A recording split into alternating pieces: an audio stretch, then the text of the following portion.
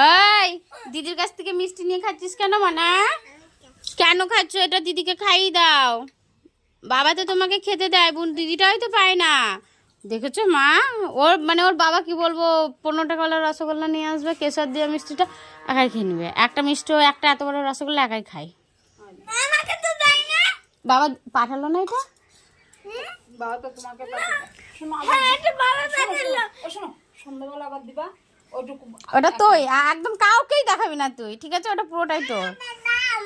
মা না ওটা বোন কি কি পিঁপড়ে? মা কি করছো? আলু বানাচ্ছ? আলু বানাচ্ছ? কি রান্না হবে মা? ডাল আলু ভাজা? বাহ। আর এই যে এখানে প্রসাদ আছে একটা।